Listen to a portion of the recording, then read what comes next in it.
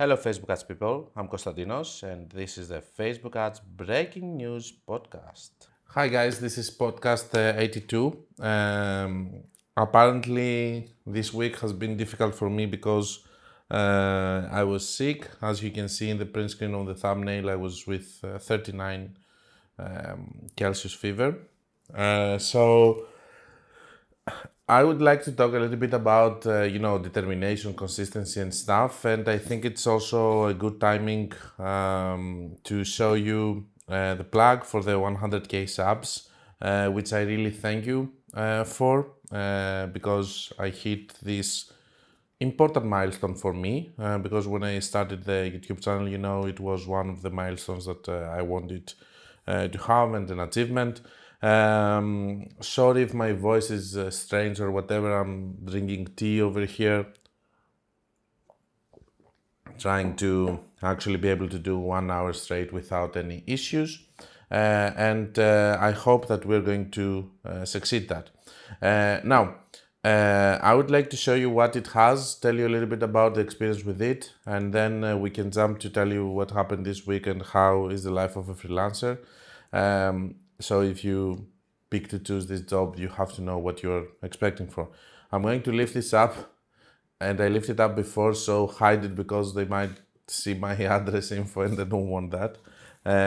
So it comes to this black package basically. This is it. I'm going to take everything outside so that I can actually show you and read you what it has. Yeah, it has also that. There it is. Okay, cool. So first of all, let's talk about the actual piece. It has a little bit from the side here so that you can hang it.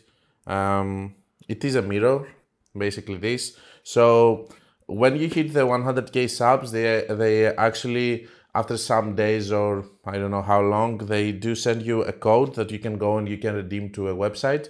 It's going to appear into your data studio basically, and you're going to be able to go there and actually, fulfill with that code the order. They actually tell you that here it says presented to Konstantinos Riaridis for passing 100K subscribers YouTube. It looks nice from the distance. It's not something, really unique or expensive. It's plastic.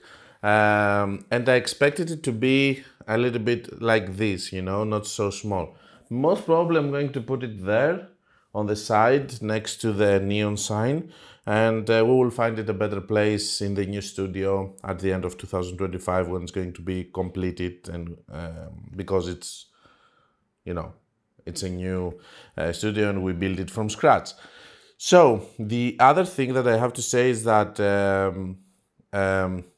it's really nice when you get it, because you feel like you achieved something, but for sure it wouldn't have happened without you, so thank you very much for that. Other than that, the package is nothing crazy. We have here one thing that says, congratulations on your subscriber milestone. We are honored to take part in recognizing your achievement and want your experience to be exceptional. This award was inspected and packaged by great care by Rick. If your award was damaged during shipping, or if you have any questions, please contact us at blah blah blah this and stuff. So this is a card, and we have one thing that says recognize your team. Share the recognition by allowing your team to purchase a personalized creator award. So basically they give you the option to give a code so that the team, my video editors for example, to go and buy it. I don't know how much it costs. And then there's a letter which is coming in a good paper. So it says, do you remember your first subscriber? I do. Your 100th? No. Your 1000? No. Chances are you do. No, I'm not remember my 100 or 1001. And we know that you'll definitely remember your 100,000 subscriber. I don't know who is my 100,000 subscriber. Your fans may have found you while searching YouTube, learned a lot about you learned about you through a friend, or maybe you showed up as a recommended video. No matter how they came to your channel, your audience stayed and their numbers increased because of you and the community you've built. community you've built. We're proud to honor your impressive milestone of reaching 100,000 subscribers with a Silver Creator Award. Congratulations. We know that you have many more stories to share with your community, and we know your fans can wait for you to amaze them even more with your commitment and creativity. So keep creating, keep building. We can't wait to see what you'll do next, and we're here to support you along the way. And who knows, when you reach the millionth subscriber, we may write to you and ask, do you remember your 100,000 subscriber? Sincerely, Neil Mohan, YouTube CEO. I didn't even know that this was the CEO. Anyway, so it's a fun thing. I'm really happy that I managed to actually achieve it. And thank you very much again for all of that. It's a good feat of, accomplishment. And I'm really happy that I was able to do it. At that point, I would like to say that I wouldn't be able to do all of that without my video editors that were here since day one, Sotiria and Alkistis, which helped me a lot to that. Now, before we go to some small news and then to all of your questions, basically, we're going to talk a little bit about AOV. And I have some questions over here. There are more than, let's say, 20 or between 20 and 30 questions that we're going to reply. Let me tell you this. So this is going to, I hope that this is going to inspire you in a way of understanding how people like me behave, and that I do believe that when we're achieving something, it's not because of luck, as people believe, but it's because of dedication in most of the time. So I'm seeing all of this younger generation. I'm 37 right now, and I can say younger generation. Yeah, I know it's sad. I also understand it, but yes, the younger generation that just they really want to make money, but they want to make money fast. The whole dream is that they will buy a Lambo in a month, or another supercar, and they will make money super fast. That's why they do crypto without working a lot, because it's going to be the meme coin that's going to make them rich and all of that. So I just don't get it from the point of them believing that. On the other hand, I see always people on the internet actually advertising that this is how it's being done, and whoever is working a lot is just stupid. Let me tell you how it actually went with me. So I was working my 9-to-5 job, and every single day I was actually going back to home. If you have read my book, most probably you know all of that. I was going back to home. I was parking in just 1 hour, and then after that point I was working up to 3 o'clock at the night, and then I was waking up again after sleeping 6 hours, which was enough to go again to work my 9-to-5 and all of that. For 1.5 years, while I was making on the side on my other job that I was doing on the side as a freelancer, 10K, I was afraid, because I had the mindset that I couldn't leave my job, because what I'm doing as a freelancer is not a certain job, like the other one is a certain job, which was giving me 900 euros at that point.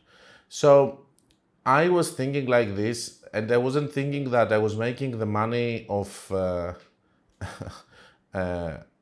whole year of my other job in just 1 month, and I wasn't ready yet in my mentality to leave it. So then I took a decision, which was a really good decision after all, which was I want to stop and quit my 9-to-5 job so that I can work all day to my other job. That was my way of thinking, and that's why I'm telling you about consistency and about all of that. I do believe in consistency. I do, for example, it annoys me that we didn't do podcast for 2 months, but my employees, they had to take their vacation. It's impossible to just do the whole year. I'm hiring another video editor for this reason, to be better, and because I want to do the course next year, but still, I want to be consistent with all of these things. So my whole mindset was that I want to quit my 9-to-5 job in order to work more, okay? And I kept it, and I'm pretty consistent also with YouTube, with my clients and all of that. And this is scaling and scaling every year more and more and more. And it's going to scale more, I'm sure of that. So how do I end up managing 40 accounts? I work all day, guys. If you think that I'm just a person that is just doing some videos, some content, and then my friends actually tell me, how the do you manage it? I'm very good at managing my time. I'm very good. I'm charging a lot in several cases, so that, for example, my consulting call is 250 per hour. I don't think it's a lot, but still it filters, because if I put it on 50, for example, per hour, I wouldn't be able to do anything else rather than consulting calls. My mentorship is 10K per month, but I take only 5 people because of that. It's some things, you know, that you have to raise your prices, or even my management on other accounts. I have a minimum fee of 2.5K, depending on the spend. While this minimum fee used to be 1.5K back in the day, but now, because of more people asking, it's actually higher. Some people would say that 2K is not a lot, but I'm talking about, I like the challenge, you know. If I like the project and someone is spending 6K or 10K or 15K, I would take this project for 2.5K, for example, as a fee. The way that I see it is that I have some cooperations with people for many years that they have started from 10K, 20K. The case studies that I have showed you, they started with 20K, and now these are some of my most expensive contracts that pay me a lot of money. So the way that I see it is that from my end, I'm doing my part of actually working my ass off on all of that in order to maintain it. And yes, of course, I'm making good money and all of that. But this is irrelevant to the fact that I'm not doing it for the money. I'm doing it because I want to, okay? So if you're young, if you're watching this video, don't believe in anyone telling you that you can just make money in a very easy way and stuff. If you're willing to work a lot and to put a lot of effort to it, and you're consistent with it, you don't just do it for a month and then you just abandon it. If you do it like this, there is no way that you're going to be unsuccessful to it. And yes, you're going to make a lot of money.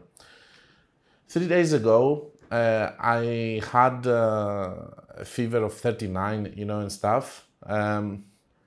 Even with fever, I was working, you know, and is it good? No, it's bad. Maybe I'm stupid, you know, maybe I was making myself worse and I would have recovered earlier, who knows. But I was still working, then I was taking my breaks to feel better and stuff, and then again and again. I have to, you know, there's no other way when you have such a big spend in your hands and you have to watch the ad accounts daily.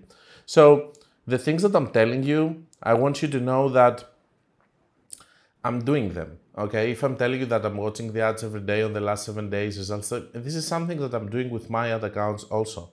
So believe me and understand that if you want to make money as a freelancer, if you're a freelancer or business owner, even an e-commerce store owner, and you want to make money, the only way for you is to work your ass off.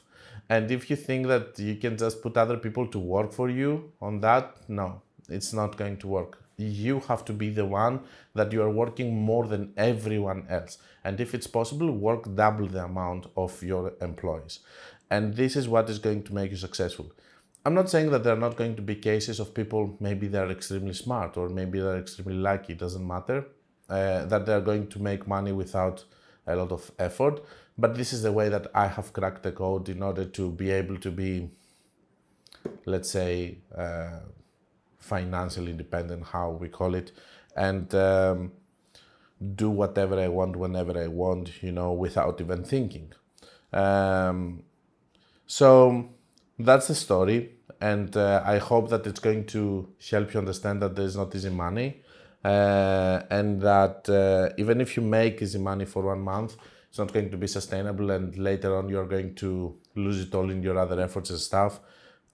If you learn to work like this, with this work ethic and like this, I think you're going to be super successful. But I know that on the other hand, all the new generation is being trained by all of these gurus that you should not work a lot, or you should take the easy way of OnlyFans, or you should take the easy way of crypto, or you should take the easy way of Forex in order to make money fast, or drop shipping in a stupid way, because there are serious ways of doing drop shipping, so that you can make money fast, and they sell you this dream of making money fast. Even if you make 10K, you're going to lose it in your stupid things that you want to do. It's not going to make you rich, okay? The consistency and being able to actually generate money all the time is going to make you rich, okay?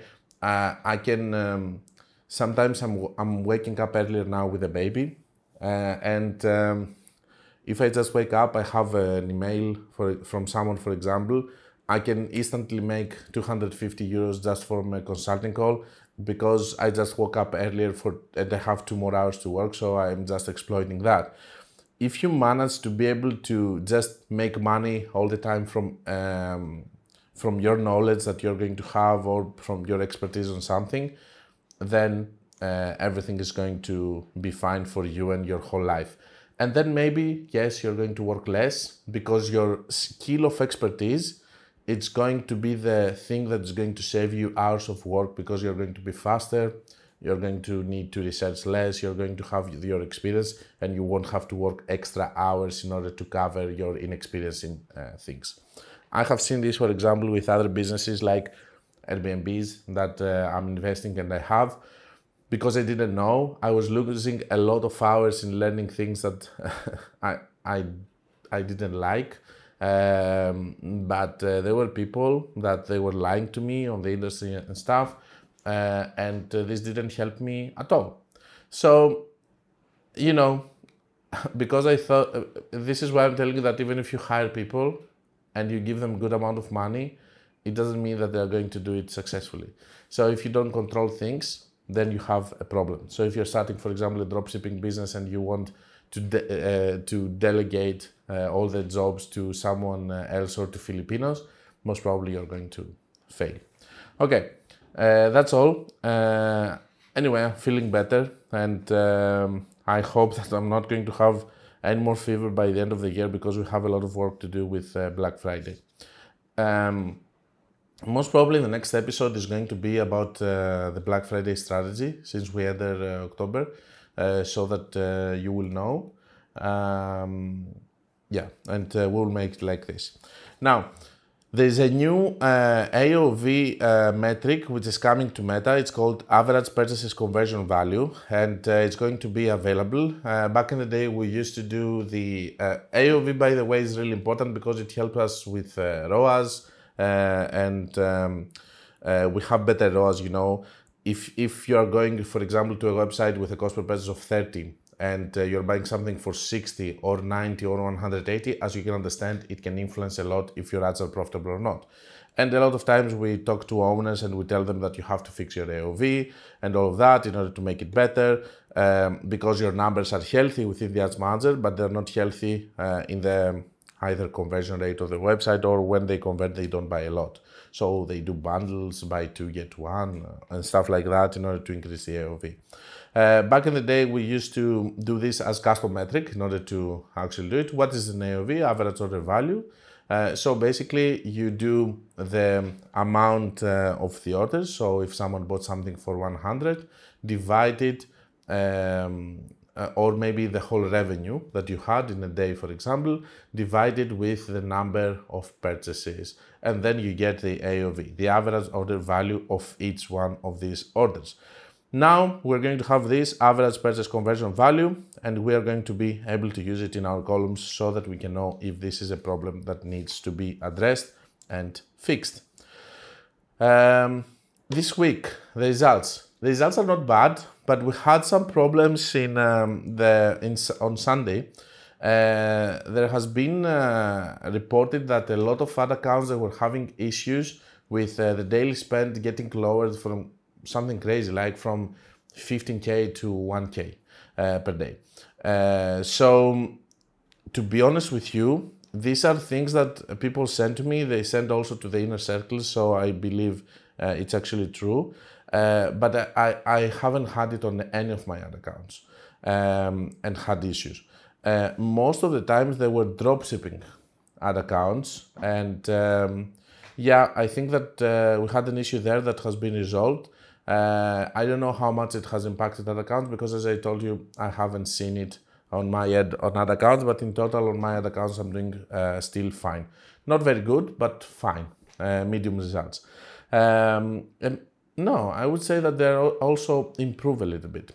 Now, before we go to the questions, there are a lot of rejected ads right now in this period, as we said in the previous podcast also, because there is a new review system of rejected ads, and they have new AI features that right now they are testing things. So be careful of what you are posting. If you are having in your other account several rejections, try to limit the amount of your posted ads because you might be risking of getting flagged or something like that. And don't tell me that I didn't warn you about it, okay? So let's go to your questions. It says here, I get your point about adding new creatives to Advanced Plus campaigns. Basically, my point about adding new creatives to Advanced Plus campaigns, Advanced Plus campaigns, he means Advanced Shopping campaigns, is that the only way that I see doing it is that if you have an advanced shopping campaign working with several creatives to it, basically it has formed a hot pocket, okay, of the angle that you're advertising with the creatives. The only way for you to add new creatives there, it has to be creatives that they have the same angle so that you're not going to have a different hot pocket. For example, if you have, let's say that you sell dog food, okay? But you're a pet store and you sell also cat food. So if you have an Advantage Plus and you're selling creatives with the dog food, you have formed a hot pocket of dog owners. And then you go and you remove these ads and you put ads of cat food. This is a little bit stupid because then from this hot pocket, it's going to target only the people, the hot pocket has already been formed, okay? So it's going to target only the people who have dogs and cats, basically. So you're limiting yourself. So, yeah, that's the only way. And because we like to keep our campaigns, because we work with multiple campaigns in this channel, if you are having a campaign which is operating for 5, 6, 7, 8 months, and basically this campaign is actually dying, if you cannot find a way of actually saving it, maybe this is a way for you, instead of losing it, to just do creatives which are similar to the angle that you're using so that you can actually save it. So it says, my question is really based around what is the best way to switch the focus of the amount to a specific event, such as Black Friday sale that starts suddenly. Yeah, this is the kind of bull that meta reps are saying about you have an Advantage Plus, close your old creatives, toss inside Black Friday creatives, and then close the Black Friday creatives and turn on the older ads. It could work because if you think of it, basically Black Friday can just go and, for every single angle, it can be a fit. But I wouldn't do it because what's the point? The whole point here is to have evergreen campaigns that are going to get boosted by Black Friday results. And then you have also your Black Friday ads, which are their own ads that you start earlier, not on Friday. You start them 1 week or 2 weeks earlier to that, and then you scale them aggressively because you don't care about what is going to happen with them. And you can close them after Cyber Monday. So it says, if we build up to spending 1,500 a day on various Advanced Plus campaigns, for example, 5 with 300 campaigns, but want to keep that spend going and slowly increase further, when the sale turns on, should I start new Advanced Plus campaigns on similar budgets or add sale creatives on the current campaigns? I already explained. Obviously, we can test Black Friday creatives until the sale is live. I don't want... Yeah, but you can do pre-Black Friday. Have you ever noticed that there are people that are doing before Black Friday? They don't open their ads on Black Friday. They open it before and they say pre-Black Friday sale. I've seen companies doing pre-Black Friday since the start of September. I don't want the account to be thrown off by too many new campaigns or too high budgets. So you shouldn't be worried about the high budgets because in Black Friday it's going to be absorbed. And by the way that I'm telling you, by keeping your evergreen campaigns without touching them and just controlling the spend and the ROAS with the promotion campaigns, you're going to be able to control that without actually derailing, okay? Because the extra campaigns that you're going to do with the promos, it's campaigns that you can play up and down in a really aggressive way, okay? Another way to do that is to have cost cap, an ABO cost cap campaign. So whenever you create, if cost caps are working on your ad account, so whenever you, I'm having one ad account which has this kind of structure, and maybe I'm going to make a video of the Black Friday to show you this, but the cost caps need to work in your ad account in order to do it. It's actually a new project that I had, which is actually working with cost caps that you can increase and decrease pretty aggressively on promos so that you can scale really a lot when you see good things on the ad account. And then it says, I don't want the account to be thrown off by too many new campaigns or too high budgets. The new campaigns, by the way, that you're referring to with the promos are going to be closed after Cyber Monday. So is it best to use the current campaign or risk it? I hope that makes sense. You are risking by using the current campaigns and changing the creatives, not by doing extra campaigns. By doing extra campaigns, you're not risking at all because you can close them and keep the other ones. I hope that makes sense. Just wanting your advice. Great channel. Thank you very much. Very good question, by the way, and I hope that I replied properly. Hello, Konstantinos. Your example was really good since it was presented from day one. Very useful to understand things better. One question. You were spending, let's say, 250 for your first campaign, and you started the second one. How much money did you put on the first day of beginning the second campaign? Did you double the money, same as the first campaign, or splitting money between them? Thanks in advance. So basically, he's talking about my last video about the daily loop theory, where I'm showing one ad account that I was getting 4 sales per day with 250 or 300 spent, I believe. I was getting 4 sales, and then I'm showing in the ad account at the moment that I did another campaign with exactly the same budget. So basically I scaled. So the one campaign has 250, the other campaign had 250. Basically what happened is that it was giving me 3 sales to one sale to the other. So again, 4 sales in total, but 3-1, 2-2, 2-1, sometimes 3 sales. And all of that was happening. It was like Facebook was saying, okay, I will take your money, but I will give you the same amount of sales. Basically, this is what happened. Yes, it was the same budget. And it was clearly the fact that I was using the same creatives, okay? I didn't do it on purpose. You know, sometimes you need to do this kind of things, you know, maybe even with the same creatives, it can scale more, okay? But yeah, that was the case with this one, and this is why it didn't work. After we changed to other creatives, it actually scaled a little bit more with profitability. Wondering if you usually see higher CPMs for interest as well. With broad, I get around 90, with interest up to 140. So it can happen to see higher CPM to interest when your pixel is actually trained.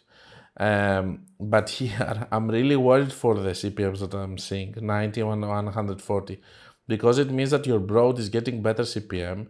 Either you're doing a very bad interest targeting, or with this broad targeting, it means that your pixel understands better how to target after having some data. But still, these are unacceptable numbers, and I don't feel like you're going to be, unless if you're selling something really expensive, like a course for 2K.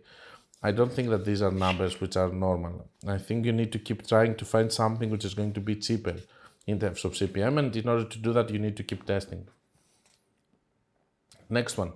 Hi Konstantinos, I've launched a new campaign in the UK, a new product, a new pixel, completely broad. After 100 spend, I'm at 25% profit margin. Okay, but my CPM is very high, 52 in the UK. It is high, and the cost per link click is around 2. To continue further reducing the CPM and CPC, which approach would you recommend? The creatives can really help you lowering and your CPM and your cost per click. Test new creatives and continue working on a broad audience. Take current creatives and narrow targeting to interest and lookalikes. Many thanks. So both of the things that you are proposing here are things that I would do. The most cost efficient is to try at the same time to do interest targeting and lookalikes to see if you will get lower CPM, just to understand in which training phase is your pixel, you know, if it's trained enough to just have better CPM with broad. If you see that you're failing with interest and lookalike to have lower CPM, go to broad and other creatives in order to try to get lower. Okay, next one. If there is optimization happening on the ad and ad set level, is it worth duplicating the same creatives on the ad set level? If there is optimization happening on the ad and ad set level, on the ad level we do optimization on advanced plus shopping campaigns because it's an ABO, and on ad set level we do on CBO campaigns. Is it worth duplicating the same creatives on the ad set level? The creatives are on the ad level. What the does he mean? Is it worth duplicating the same creatives on the ad set level? You're referring to the crazy method then, I guess. And we do that all the time. I don't know what else to tell you. I know why I have picked it also to feature it. Anyway, hi, I have a question. Would you lower budget every time you close an ad? Okay, pretty decent question. So whenever we're doing optimization with on the advanced shopping campaigns or the CBOs, mostly on the CBOs, when we want to stop the optimization process, we're going to lower the budget. For example, let's say that out of the 6 ad set, we have 2 left, and instead of 200, these two, not 2 left, we have 2 profitable. And let's say a scenario, for example, okay? Let's talk about a scenario over here, just to understand it. So let's say, for example, that we have a 200 spend, and we have, on this one, we have 6 ad sets. Okay, so we have 1, 2, 3, 4, 5, 6. In the first 2-3 days, we close the first 2 because they didn't work. And then we go after in the 4th, 5th day, and we see that 3 and 4 are actually profitable. And we have 5 and 6, which are not profitable. All of them in total, they are spending 200. But in order for us to say, okay, I don't want to keep optimizing anymore, I'm just going to keep 3 and 4. I'm going to close 5 and 6. And with that way, I'm going to lower also my budget to 100. This is the point that you say, I don't want to optimize anymore. That's it. There's only one more case that we're going to lower the budget over here. For example, let's say that we have again 200 spend, okay? And we have inside here 6 assets. 1, 2, 3, 4, 5, 6. Okay. And over here we're having, let's say that, let's say for example that we are having 6, 5, 4, and 3. They are doing really bad. And 1 and 2, they're kind of doing medium. So let's say we close 5, 6, 4, 3 after 3-4 days, and 1 and 2 are not doing really well. Like let's say that we want 2 ROAS plus, they're doing 1.8. Okay, in that case we're going to give them time to keep optimizing, and we're going to lower the budget again. Let's say now that there is another case that we do have left, for example, 4 ad sets, okay, and we do want to continue optimizing, but we want to do it in a slower pace. So we don't want to do it aggressively with the 200 because we lowered already to 4 ad sets, but we want to do it in a lower pace. So we lower to 150, or we lower to another budget. Or for example, we see that our leading ad, it's actually taking $100 spend. Our leading ad set, it's taking $100 spend, and we have some others which are just taking the extra 100. We can lower our spend to 150 in order to see which one of the others is going to survive. There are several ways that you can use the lowering of the budget, but I know that the previous example sounds a little bit unorthodox, but a lot of times when you have a leading ad, at the end of the day, the worst case scenario is that you're going to leave the leading ad with 100, by the way. So it's a safe bet. But by lowering the budget to 50, you're just pushing the best one of the other ones to actually give you some results. And then you can close the others based on the 1-2 days, which you are going to see if it's taking budget or not, so that you can keep the second one with 50. All of these numbers are, they're kind of numbers that I have on the top of my head, but you get my point, I hope. Okay, so we lower when we want to stop the optimization, but also when we want to lower the speed of the process of optimization. Guys, that's all. My throat is hurting me like crazy. So I will go rest, and I will see you on the next one. This is the end of the first part of the Facebook Ads Breaking News podcast. If you don't want to miss the second half of the podcast, where I'm answering all the remaining questions of the week, visit my Patreon page following the link on the description.